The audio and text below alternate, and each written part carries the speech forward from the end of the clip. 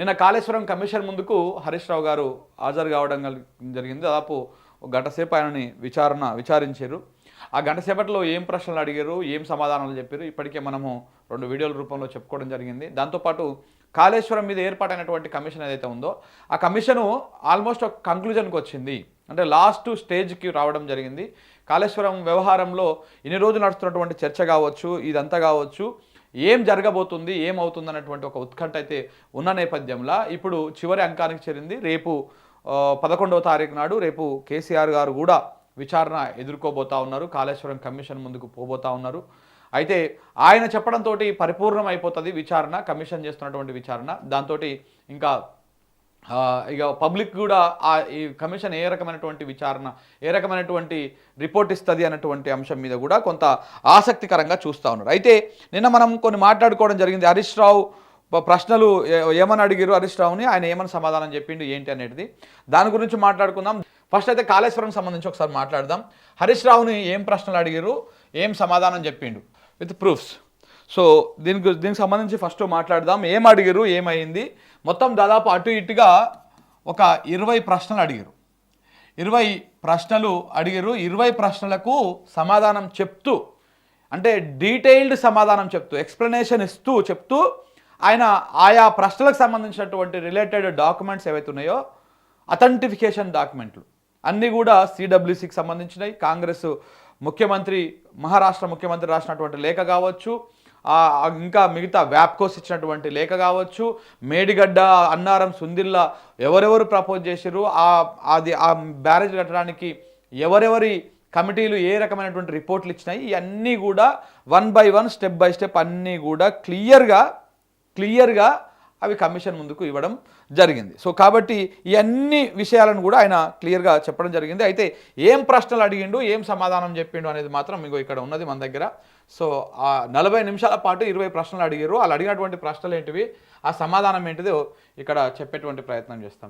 Commission ప్రశ్నలు, హరీష్ రావు సమాధానాలు ఎట్లా ఉన్నాయో అడిగాను. కమిషన్ ఏమడిగింది, జీవో 115 మంత్రుల సబ్ కమిటీ, జీవో నెంబరు 115 కింద సబ్ కమిటీని ఏర్పాటు చేశారు. సబ్ కమిటీ ఎందుకు ఏర్పాటు చేశారు, మంత్రుల సబ్ కమిటీ ఏ అంశాలపైన స్టడీ చేసింది అని చెప్పేసి అడగడం జరిగింది. అడిగితే దానికి రైతులు ఎక్కువ సంఖ్యలో నీళ్లు అందించడానికి అప్పటి ప్రభుత్వం సబ్ కమిటీని ఏర్పాటు చేసింది. సబ్ కమిటీలో తుమ్మల నాగేశ్వరరావు, ఈటల రాజేందర్, హరీష్ రావు ఉన్నారు. సిడబ్ల్యూసి రిటైర్డ్ ఇంజనీర్ల సూచన మేరకు మేడిగడ్డ నిర్మాణం జరిగింది. మహారాష్ట్ర ఒప్పుకోలేదు కాబట్టి తుమ్మిడిహట్టి వద్ద తుమ్మిడిహట్టి నుంచి మేడిగడ్డకు మార్చాం. 16 లక్షల కంటే ఎక్కువ ఆయకట్టు, 16 లక్షల ఎకరాల కంటే ఎక్కువ ఆయకట్టుకు నీళ్లు ఇవ్వాలంటే రిజర్వాయర్ల సంఖ్య పెంచాలని సిడబ్ల్యూసి చెప్పింది. సిడబ్ల్యూసి సూచన మేరకే బ్యారేజీల నిర్మాణము లేకపోతే రిజర్వాయర్ల సంఖ్య కూడా పెంచినాము. మేడిగడ్డ నిర్మాణము ఒక్కరి నిర్ణయం కాదు. మేడిగడ్డ నిర్మాణానికి ముందు మంత్రులు అధికారులు చాలాసార్లు అనేక మార్లు భేటీ అయ్యారు. వ్యాప్కోస్ సంస్థ కూడా నివేదిక ఆధారంగా మేడిగడ్డ, అన్నారం, సుందిల్లా బ్యారేజ్ నిర్మించారు. మేడిగడ్డ నిర్మించాలని ఇక రిటైర్డ్ ఇంజనీర్లు సైతం రిపోర్ట్ ఇచ్చిర్రు అని చెప్పేసి మాట్లాడడం జరిగింది. ఆయన ఈ సబ్ కమిటీ ఎందుకు ఏర్పాటు చేసిర్రు, సబ్ కమిటీ ఎందుకు ఏర్పాటు చేసిర్రు అని చెప్పేసి అడగడం జరిగింది. మిత్రులారా, ఇది మళ్ళీ చెప్తున్నామని అనుకోకండి. ఎందుకంటే ఇది 10 సార్లు వింటే కానీ మనకు అర్థం కానటువంటి అంశం, 10 సార్లు వింటే కానీ అర్థం కానటువంటి అంశం. కాబట్టి ఇంకా ఎన్నిసార్లు అవసరం అయితే అన్నిసార్లు వినండి, కాళేశ్వరం సబ్జెక్ట్ కానీ నీళ్ళ సబ్జెక్ట్ కానీ. ఎందుకంటే కొంత అవగాహన వస్తుంది, మనం 10 మందికి చెప్పడానికి ఉపయోగపడుతుంది. సో ఈ సబ్ కమిటీ ఎందుకు ఏర్పాటు చేశారని చెప్పేసి కమిషన్ అడిగినప్పుడు వాస్తవానికి ఫస్ట్ సబ్ కమిటీ ఏర్పాటు చేయలే. సబ్ కమిటీ ఎప్పుడు ఏర్పాటు చేసిర్రు, వీళ్ళు ఏదైతే తుమ్మిడిహట్టి దగ్గర కాంగ్రెస్ ప్రభుత్వం 2007లో ఉమ్మడి రాష్ట్రంలో ఉన్నటువంటి కాంగ్రెస్ ప్రభుత్వం, నాటి వైఎస్ రాజశేఖర రెడ్డి ప్రభుత్వం ప్రాణహిత చేవెళ్ళ ప్రాజెక్టును ప్రపోజ్ చేసినప్పుడు అక్కడ తుమ్మిడిహట్టి దగ్గర బ్యారేజ్ కట్టాలనుకున్నప్పుడు ఆ బ్యారేజీ ముంపు ప్రాంతం, బ్యాక్ వాటర్ అంతా కూడా మహారాష్ట్రలో మునిగిపోతుంది. మహారాష్ట్ర ప్రాంతం మునుగుతుంది. అక్కడ ఊర్లు, అక్కడ వ్యవసాయ పొలాలు, అక్కడ సారవంతమైనటువంటి పొలాలు మునుగుతుండటంతో మహారాష్ట్ర అభ్యంతరం తెలిపింది. ఆ అభ్యంతరంతో మహారాష్ట్ర అభ్యంతరం తెలిపింది, మేము 148 మీటర్ల ఎత్తుకు బ్యారేజ్ కట్టుకోవడానికి అనుమతిస్తాము, కానీ 152 మీటర్లు మీరు ప్రపోజ్ చేస్తూ ఉన్నారు, 152 మీటర్లు కడితే మా ప్రాంతం ఎక్కువ మునిగిపోతుంది, మేము దానికి ఒప్పుకోము అని చెప్పేసి మహారాష్ట్ర అభ్యంతరం చెప్పింది. ఆ అభ్యంతరంతో అప్పటి నుంచి అక్కడ తుమ్మిడేటి దగ్గర ఆ బ్యారేజ్కి అటు మహారాష్ట్ర ఒప్పుకోలే, ఇటు సిడబ్ల్యూసి ఒప్పుకోలే, ఇటు అక్కడ నీటి సోర్స్ మీద కూడా, నీటి లభ్యత మీద కూడా ఒక క్లారిటీ లేకుండా అయిపోయింది. సో దీంతో ఏమైంది, అది అట్లా నాన్చుకుంటూ వచ్చింది. 2007లో ప్రారంభమైనటువంటి వ్యవహారము అది 2009 వచ్చే నాటికి వైఎస్ రాజశేఖర రెడ్డి గారు అకాల మరణం చెందడము, దాని తర్వాత తెలంగాణ ఉద్యమం ఉవ్వెత్తున ఎగిసిపడము, దాని తర్వాత జరిగినటువంటి వ్యవహారంలో ఇక తెలంగాణ ఉద్యమం నడుస్తున్నప్పుడు మనం తెలంగాణ వచ్చినాకనే మనం ఈ ప్రాజెక్టులని కట్టుకుందామని చెప్పేసి అప్పటి తెలంగాణ వాదం వినిపించినటువంటి ఇంజనీర్లు కానీ, లేకపోతే అధికారులు కానీ, మన తెలంగాణ ప్రాంత రాజకీయ నాయకులు కానీ, మిగతా వాళ్ళు కానీ దాని మీద పని ముందుకు పోకుండా ప్రయత్నాలు అది అయిపోయింది. తెలంగాణ వచ్చిన తర్వాత జూన్ 2వ తారీఖు 2014 అధికారికంగా తెలంగాణ రాష్ట్ర ఆవిర్భావం జరిగిన తర్వాత తెలంగాణ రాష్ట్ర ప్రభుత్వం కూడా అప్పుడే ఏర్పడింది. టీఆర్ఎస్ 64 స్థానాలతో అధికారంలోకి వచ్చింది. అప్పుడే అధికారంలోకి వచ్చినటువంటి పార్టీ జూన్ 2 తారీఖు నాడు ప్రభుత్వాన్ని ఏర్పాటు చేసుకుంది. జూన్ 2 నాడు ప్రభుత్వాన్ని ఏర్పాటు చేసుకొని కరెక్ట్గా ప్రభుత్వం ఏర్పడినటువంటి 47 రోజులకు హరీష్ రావు ఇదే మహారాష్ట్ర వెళ్ళి మహారాష్ట్ర ఇరిగేషన్ మంత్రితోటి అక్కడ అధికారులతో మాట్లాడడం జరిగింది. మాకు 152 మీటర్లకు అనుమతి ఇవ్వండి, మీకు ఎంత నష్టపరిహారం కావాలంటే అంత ఇస్తాం, మీ గవర్నమెంటే ఫిక్స్ చేయండి, ముంపు అవుతున్నటువంటి ప్రాంతాలకు ఎకరానికి ఎంత ఇవ్వాలి, మునిగిపోతున్నటువంటి ఇండ్లకి ఎంత ఇవ్వాలి, మీరే డిసైడ్ చేయండి, గింత ఇవ్వండి అని చెప్పేసి మీరే డిసైడ్ చేయండి, మేము ఆ మేరకు మేము ఇస్తందుకు మేము రెడీగా ఉన్నాము అని చెప్పేసి వాళ్ళు చెప్పడం జరిగింది. ఎవరు? ఈ తెలంగాణ ప్రభుత్వం, మహారాష్ట్ర ప్రభుత్వాన్ని. అప్పుడు మహారాష్ట్ర ప్రభుత్వం ఎవరు? కాంగ్రెస్ ప్రభుత్వమే. అప్పటికి ఇంకా అక్కడ ఎన్నికలు జరగలేదు, కాంగ్రెస్ ప్రభుత్వం ఉన్నది. వీళ్ళు పోయి అడిగితే వాళ్ళు ఒప్పుకోలేదు. తర్వాత మాకు ఇప్పుడు ఎన్నికలు ఉన్నాయి, ఈ ఎన్నికల సమయంలో మేము ఇలాంటి నిర్ణయం తీసుకోలేము, మేము ఎన్నికలు అయిపోయాక మాట్లాడదాం, అప్పుడు రండి అన్నట్టంటే ఎన్నికలు అయిపోయినాయి. అక్కడ కాంగ్రెస్ గవర్నమెంట్ ఓడిపోయింది, అక్కడ బీజేపీ గవర్నమెంట్ అధికారంలోకి వచ్చింది. దేవేంద్ర ఫడ్నవీస్ ఆడ ముఖ్యమంత్రి అయ్యింది.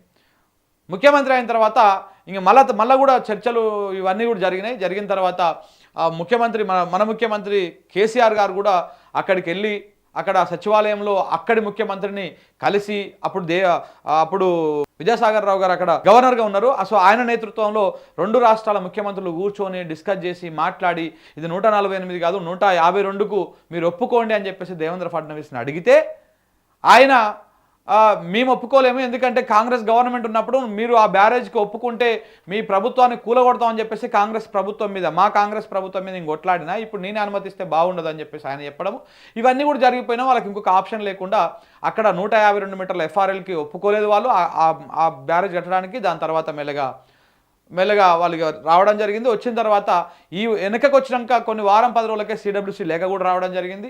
103 టీఎంసీలు మాత్రమే అక్కడ అవైలబిలిటీ ఉన్నది. ఆ 163 టీఎంసీలో కూడా 60 టీఎంసీలు పై రాష్ట్రాలు భవిష్యత్తులో వాడుకుంటాయి, మీరు వాడుకునేది కేవలం 103, 102 టీఎంసీలు మాత్రమే మీరు వాడుకోవాలని చెప్పేసి కూడా సిడబ్ల్యూసి తన లేఖలో స్పష్టం చేయడము, ఈ లేఖను కూడా ఆయన వాళ్ళకి ఇవ్వడం జరిగింది. ఇవన్నీ కూడా జరిగిపోయిన తర్వాత అప్పుడు ఇదంతా ప్రాసెస్ అయిపోయిన తర్వాత అంటే ఆ ప్రభుత్వంతో చర్చలు, ఇక్కడ ఇరిగేషన్ మంత్రి అక్కడ ఇరిగేషన్ మంత్రితో చర్చలు, ఇక్కడ ఇరిగేషన్ అధికారులతో చర్చలు, ఇవన్నీ జరిగిపోయిన తర్వాత ఆఖరికి ఇంకెట్లా మరి ఏం చేయాలి మనం ఇప్పుడు? అక్కడనేమో 148 కట్టుకోవాలనేమో వాళ్ళు అంటున్నారు, 152 కట్టుకుంటేనే మనం ఆ స్థాయిలో నీళ్ళు ఎత్తుకోగలుగుతాం, మనకు 100 టీఎంసీలనే ఎత్తుకోగలుగుతాం, లేకపోతే దాని ఉపయోగం లేకుండా పోతుంది. కాబట్టి ఇప్పుడు ఎట్లా చేయాలి, ఏం చేయాలన్నటువంటి ఆలోచనలో భాగంగా అప్పుడు ఏర్పడింది ఈ 115 జీవో నెంబర్ ప్రకారము ఈ సబ్ కమిటీ ఏర్పాటయ్యింది. 115 జీవో నెంబర్ ప్రకారము ఈ సబ్ కమిటీ ఏర్పాటయ్యింది. ఈ సబ్ కమిటీలో ఇరిగేషన్ మంత్రిగా సబ్ కమిటీకి చైర్మన్గా వచ్చేసి హరీష్ రావు ఉన్నారు.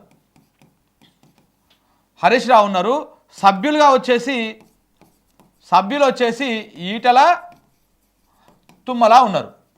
ఎందుకంటే తుమ్మలను ఎందుకు పెట్టారంటే ఈటలనేమో ఆర్థిక శాఖ మంత్రి, ఈ తుమ్మలను ఎందుకు పెట్టారంటే అంతకుముందు ఆయన నీటిపారుదల శాఖ మంత్రిగా పనిచేసినటువంటి అనుభవం ఉంది కాబట్టి తుమ్మలని ఈ కమిటీలో పెట్టడం జరిగింది. ఈ ముగ్గురుతోటి సబ్ కమిటీ ఏర్పాటు చేయడం జరిగింది. సో ఆ సబ్ కమిటీ ఎందుకు ఏర్పాటు చేసిరు అంటే దీనికోసం ఏర్పాటు చేసిరు. అక్కడ మొత్తం ప్రయత్నాలు అన్నీ అయిపోయినాయి. మరి ఇప్పుడు ఏం చేయాలి, ఏ రకమైన నిర్ణయం తీసుకోవాలి? అప్పుడు ఈ సబ్ కమిటీ ఏం చేసింది, మొత్తం స్టడీ చేసింది. మరి అక్కడ తుమ్మిడిహట్టి కానప్పుడు మనం ఎక్కడికి పోవాలి, ఏం చేయాలి, మనం నీళ్ళట తెచ్చుకోవాలన్నప్పుడు వీళ్ళు స్టడీ చేసి అధికారులతో మాట్లాడి ఇవన్నీ చేసి అక్కడ నుంచి మనము ప్రాజెక్టు మొత్తాన్ని రీడిజైన్ చేయాలనేటువంటి అభిప్రాయానికి ఈ సబ్ కమిటీ రావడం జరిగింది. రీడిజైన్ చేయాలి అని చెప్పేసి సబ్ కమిటీ రావడం జరిగింది. దీంతోపాటు సైమల్టేనియస్గా టెక్నికల్ కమిటీని ప్లస్ రిటైర్డ్ ఇంజనీర్ల కమిటీని కూడా వేయడం జరిగింది. ఈ 2 కమిటీలు కూడా స్టడీ చేసినాయి. దీంతోపాటు వ్యాప్కోస్ కూడా స్టడీ చేసింది. ఇవన్నీ స్టడీ చేసి ఈ స్టడీ ప్రకారమే అక్కడ తుమ్మిడిహెట్టు నుంచి మేడిగడ్డ దాకా బరాజ్ మారింది, రీడిజైనింగ్ అయ్యింది. అంటే సామర్థ్యం పెంచుకోవాలనేటువంటిది, ఏమంటారు, స్టోరేజ్ కెపాసిటీ పెంచుకోవాలి, రిజర్వాయర్ల సంఖ్య పెంచుకోవాలి. ఇవన్నీ కూడా ఈ సబ్ కమిటీ కానీ, టెక్నికల్ కమిటీ కానీ, రిటైర్డ్ ఇంజనీర్ల కమిటీ కానీ వీళ్ళందరూ కూడా సూచించారు. దాంతోపాటు సిడబ్ల్యూసి లేఖలో కూడా స్పష్టంగా పేర్కొన్నది. మీరేమో 100 ఎత్తుకుంటా అంటున్నారు, 120 ఎత్తుకుంటా అంటున్నారు, 200 ఎత్తుకుంటా అంటున్నారు. కానీ మీ రిజర్వాయర్ల కెపాసిటీ ఏ 14, 15కే ఉన్నది, ఎట్లా ఎత్తుకుంటారు ఇవన్నీ అని చెప్పేసి వాళ్ళు కూడా క్వశ్చన్ రేజ్ చేసినప్పుడు మనం అప్పుడు 141 టీఎంసీల రిజర్వాయర్లను పెంచుకోవడం జరిగింది. మొత్తం 15 రిజర్వాయర్లను 141 టీఎంసీల సామర్థ్యంతో మనం పెంచుకోవడం జరిగింది. ఇగో ఇందుకు సబ్ కమిటీ ఏర్పాటైంది. దేనికోసం ఏర్పాటైందంటే దాని వెనకాల ఇంత కథ నడిచింది. అది నడిచిన తర్వాత ఇంకొక ఆప్షన్ లేక మనకు ఆడ తుమ్మిడిహెట్టు నుంచి మనం నీళ్ళెత్తి పోసుకోవడానికి అవకాశం లేకపోవడంతో అప్పుడు క్యాబినెట్ సబ్ కమిటీ ఏర్పాటు కావడం జరిగింది, టెక్నికల్ కమిటీ ఏర్పాటు కావడం జరిగింది, రిటైర్డ్ ఇంజనీర్ల కమిటీ ఏర్పాటు కావడం జరిగింది. దాంతోపాటు వ్యాప్కోస్ స్టడీ చేసింది. ఇవన్నీ చేసిన తర్వాతనే అప్పుడు ప్రాజెక్టు ఒక దగ్గర నుంచి ఒక దగ్గరికి మారింది. రీడిజైన్ చేసుకోవాల్సినటువంటి అవసరం కూడా వచ్చింది మిత్రులారా. ఇది దీని వెనకాలన్నటువంటి వ్యవహారం. ఇక ఇంకొక ప్రశ్న ఏం అడిగిండు ఇది అయిపోయిన తర్వాత,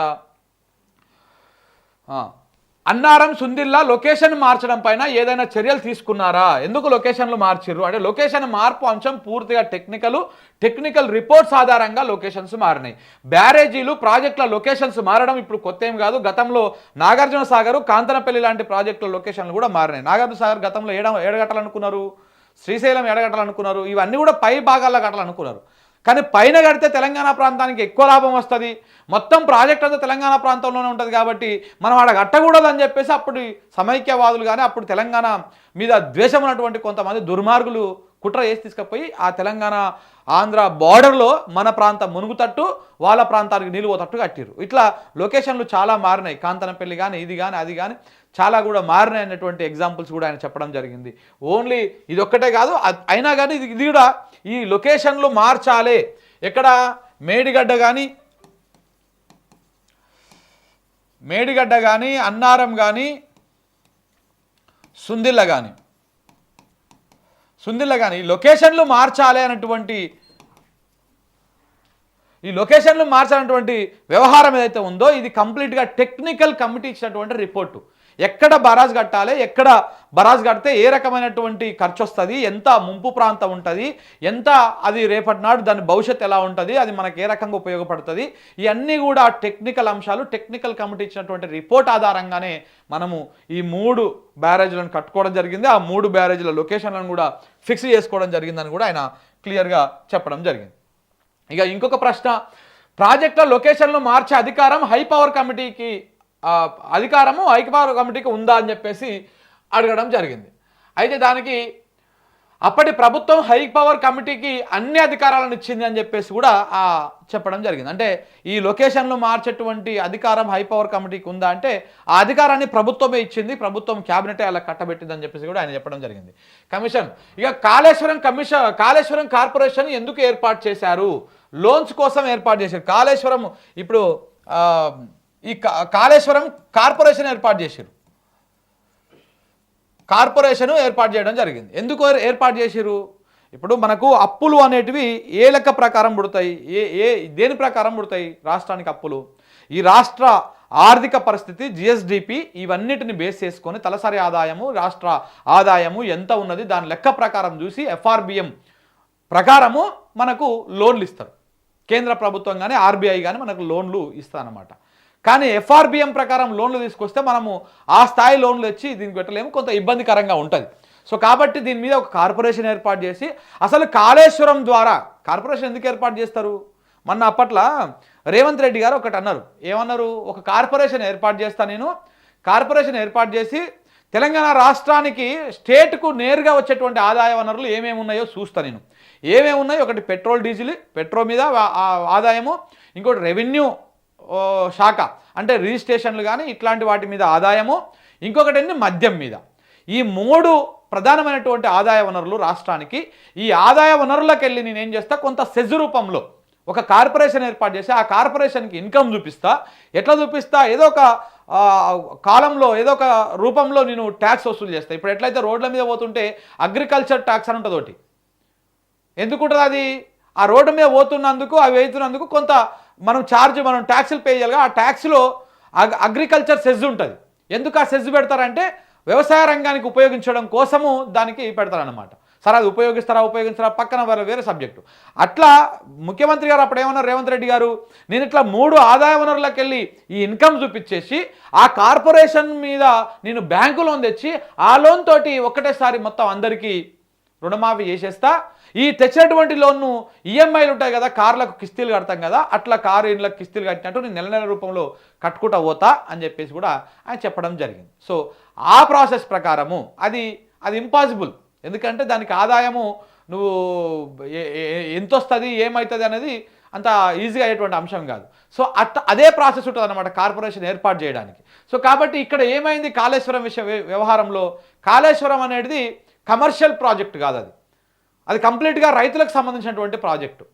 అంటే రైతులకు నీళ్ళు ఇచ్చేటువంటి ప్రాజెక్టు. దీని నుంచి పర్యావరణం కూడా పర్యావరణ అభివృద్ధి కూడా జరుగుతుంది. సో కాబట్టి భూగర్భంలో జలాలు కూడా పెరుగుతాయి, ఇవన్నీ ఉన్నాయి. అయితే దీన్ని దృష్టిలో పెట్టుకొని అప్పుడు వీళ్ళు ఏం చేశారు, ఈ కార్పొరేషన్ ఏర్పాటు చేసేటప్పుడు తెలంగాణ వ్యవసాయ ముఖ చిత్రాన్ని ఒకసారి ఎవరైతే లోన్ ఇస్తారో ఆ ఫైనాన్స్ సంస్థలకు ఎక్స్ప్లెయిన్ చేస్తారు.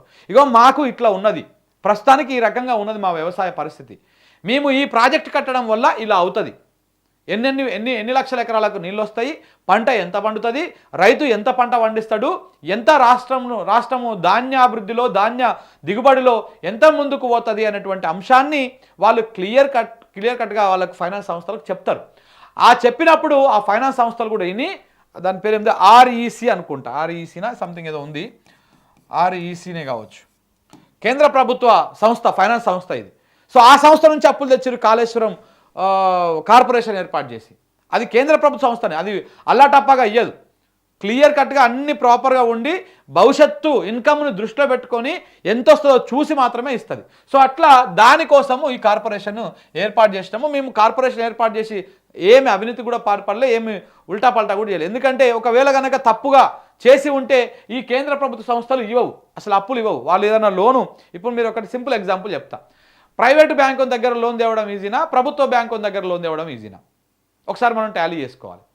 ఇప్పుడు అదే సపోజ్ ఐసిఐసిఐ బ్యాంకో, హెచ్డిఎఫ్సి బ్యాంకో, ఇంకో బ్యాంక్ అయితే కొంత మేనేజ్ చేయొచ్చు, వాళ్ళని కొంత ఇన్కమ్ సోర్స్ని అటు ఇటు చూపించో లేకపోతే ఇంకేం చేసో మేనేజ్ చేస్తారు ఈ లోన్లు ఇప్పించే వాళ్ళు. ఇది సర్వసాధారణంగా జరిగేటువంటి వ్యవహారం ఇది. అంటే ఉన్నదానికంటే కొంత ఎక్కువ చేయొచ్చు. అదే గవర్నమెంట్ బ్యాంకులు అనుకో, ఎస్బీఐ కానీ, బ్యాంక్ ఆఫ్ బరోడా కానీ, లేకపోతే ఇంకా ఇట్లా కొన్ని ఆంధ్ర బ్యాంక్ లాంటివి కానీ, ఈ గవర్నమెంట్ బ్యాంకులు లోన్ తెచ్చే కాడ చాలా తతంగా ఉంటుంది. వాడు ఏ చిన్నది అటు ఇటు ఉన్నా కానీ మొత్తానికి ఫైల్ వెనక పంపిస్తాడు, మళ్ళీ దాన్ని తీసుకుపోవాలి. సో ప్రభుత్వ బ్యాంకులు అంత ఈజీగా అయ్యవు, ఇది సామాన్యులకి. అదే పెద్ద వాళ్ళ కోట్లకైతే అలా మళ్ళీ అది పెద్ద మేనేజ్మెంట్ వ్యవహారం కాబట్టి వాళ్ళకి ఇస్తుంది. సో అట్లా ఇక్కడ ప్రభుత్వ రంగ సంస్థ ఒక ఫైనాన్స్ ఒక కార్పొరేషన్కి ఇవ్వాలంటే అంత ఈజీగా ఏమి ఇవ్వదు. ఇప్పుడు వీళ్ళేమో కార్పొరేషన్ ఏర్పాటు చేసి ఒక కాళేశ్వరం ప్రాజెక్ట్ కట్టడం కోసం అప్పు తెచ్చారు. మరి రేవంత్ రెడ్డి గారు ఇక్కడ ఏం చేశారు, ప్రభుత్వ భూములను స్టాక్ ఎక్స్చేంజ్లో పెట్టి అక్కడ కుదబెట్టి పైసలు తెచ్చుకోరు. ఆ కుదబెట్టేందుకు పైసలు తెచ్చుకోక మధ్యలో ఒక బ్రోకర్ని పెట్టేసి 100 కోట్లు ఎంతో ఇచ్చారు, 100 కోట్ల 150 కోట్లు ఇచ్చారు. సో ఈ రకంగా అది చేస్తా ఉన్నాం అనమాట. సో కాబట్టి ఇట్లా దీనికోసం మేము కార్పొరేషన్ ఏర్పాటు చేయడం జరిగిందని కూడా ఆయన చెప్పడం జరిగింది. దాని తర్వాత కమిషన్ అంటే కార్పొరేషన్ ద్వారా తీసుకున్న లోన్స్ రీపేమెంట్స్ ఎలా చేస్తున్నారు అంటే, నీళ్లు అమ్మి లోన్లు రీపేమెంట్ చేయాలని అనుకున్నామని చెప్పేసి చెప్తాను. అంటే నీళ్ళు అమ్మడం మీన్స్ అంటే పైసలకి రైతులకు ఏమి ట్యాక్సులు వసూలు చేయరు, కానీ దిగుబడి రూపంలో రాష్ట్రానికి ఆదాయం పెరుగుతుంది.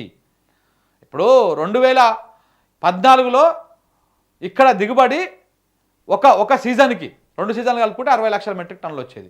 ఒక్క సీజన్కి 25 నుంచి 30 లక్షల మెట్రిక్ టన్నులు మాత్రమే వరి దిగుబడి వచ్చేది. అది కూడా అక్కడక్కడ బోరు బావుల కింద లేకపోతే కొన్ని కాలువల కింద మాత్రమే వస్తుండే. కానీ ఇప్పుడు తెలంగాణ రాష్ట్రంలో ఒక్క సీజన్లో 1 కోటి మెట్రిక్ టన్నులని మనము దిగుబడి చేస్తున్నాం. 2 సీజన్లు కలుపుకుంటే 2.5 కోట్లు 3 కోట్ల దగ్గరికి పోతా ఉంది వరి దిగుబడి. ఇది యాసంగి ఆనాకాలం 2 కలుపుకుంటే. అంటే ఎక్కడి 60-70 లక్షలు, ఎక్కడి 2 కోట్లు 3 కోట్లు, ఎంత పెరిగింది? ఇదంతా కూడా రాష్ట్రానికి ఆర్థికానికి ఊతమిచ్చేటువంటి అంశమే. ఇగో ఈ రకంగా మేము మళ్ళీ ఆ లోన్లను రీపేమెంట్ చేయాలని చెప్పేసి అనుకున్నాము అని చెప్పేసి ఆయన చెప్పడం జరిగింది. కార్పొరేషన్ ద్వారా రెవెన్యూ జనరేట్ అయ్యిందా అని చెప్పేసి అయితే ఎంత అయ్యింది అని చెప్పేసి అడిగినప్పుడు దాంట్లో అంటే ఇప్పుడు కార్పొరేషన్ ఏర్పాటు చేసి లోన్లు తెచ్చినప్పటికీ కొంత కోవిడ్ అనేది వచ్చింది. ఆ 2 years కొంత ఇబ్బందికరంగా ఉన్నది, కానీ తర్వాత అది పుంజుకున్నదని కూడా ఆయన చెప్పడం జరిగింది. ఇక నిర్మాణ సంస్థలకు సైట్ ఆలస్యంగా ఎందుకు ఇచ్చారు, సాధారణంగా అప్పటి పరిస్థితుల ఆధారంగా సైట్స్ కొంత డిలే అవుతాయని చెప్పేసి కూడా చెప్పడం జరిగింది. ఎందుకు లేట్ ఇచ్చారు అంటే రకరకాల కారణాలు ఉంటాయి, ఆ రిపోర్ట్లు ఉంటాయి, ప్రభుత్వం నిర్ణయం తీసుకుని ఉంటాయి, ఇవన్నిటి కారణంగా కూడా లేట్గా ఇచ్చినామని చెప్పేసి కూడా చెప్పడం జరిగింది. మేడిగడ్డ నుంచి మిడ్మానేర్కు డైరెక్ట్గా నీళ్ళు ఇవ్వచ్చు అని ఎక్స్పర్ట్ కమిటీ చెప్పింది. అంటే డైరెక్ట్గా నీళ్ళు ఇవ్వడానికి సాధ్యం కాదని ఎక్స్పర్ట్ కమిటీ చెప్పింది అని చెప్పేసి కూడా ఆయన చెప్పడం జరిగింది. అసలు అది ఎట్లా సాధ్యమవుతుంది? మేడిగడ్డ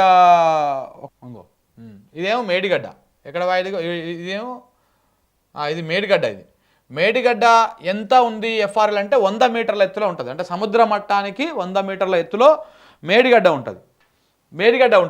100 మీటర్ల నుంచి నేరుగా మిడ్మానేర్కి ఆయన ఏమంటున్నాడు, మిడ్మానేర్కి మీరు నీళ్ళు ఎత్తిపోసుకోవచ్చా అని చెప్పి అడుగుతున్నాడు. మిడ్మానేర్ ఎంత ఉంటుంది? 315 మీటర్ల ఎత్తులో ఉంటుంది. 100 మీటర్ల నుంచి 315 మీటర్లకు ఒకటేసారి ఎత్తిపోసుకోవడానికి సాధ్యం కాని పని. కానీ అట్లా ఎత్తిపోసుకోవచ్చు అని ఎక్స్పర్ట్ కమిటీ ఇచ్చిందంటే ఇవ్వలేదు అని చెప్పారు. అది సాధ్యం కాదు అని చెప్పారు. ఇదే అంశాన్ని మన ముఖ్యమంత్రి రేవంత్ రెడ్డి గారు అందులో మెన్షన్ చేయడం జరిగింది. అసెంబ్లీలో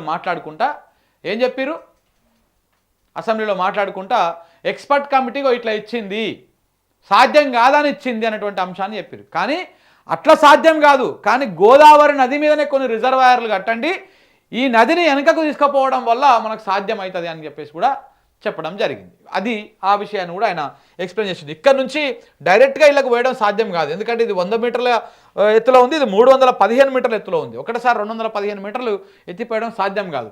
అదే 100 నుంచి 120కి, 120 నుంచి 130కి, 130 నుంచి 148కి, 148 నుంచి ఇక్కడ ఎంత ఉందో ఇది కనపడతలేదు. ఇట్లా మెల్లమెల్లగా ఇక్కడికి 313కు ఎత్తుకరావచ్చు, ఇట్లా ఈ రకంగా రావచ్చు అని చెప్పారు. దీని ద్వారా ఏమొస్తుంది, ఇక్కడ నుంచి మొదలు పెడితే ఇక్కడ ఎల్లంపల్లి బ్యాక్ వాటర్ దాకా గోదావరి నది ఇంత పొడవున సజీవంగా కూడా ఉంటుంది. దాని ద్వారా గ్రౌండ్ వాటర్ పెరుగుతుంది, ఫిషింగ్ వ్యవస్థ పెరుగుతుంది అని చెప్పేసి కూడా ఫిషింగ్ ఏమంటారు దాన్ని, మత్స్య సంపద కూడా పెరుగుతుందని కూడా వాళ్ళు చెప్పడం జరిగింది. ఇవన్నీ కూడా నడిచినప్పుడు ఇదే విషయాన్ని ఆయన కాళేశ్వరం కమిషన్ ముందు కూడా చెప్పారు.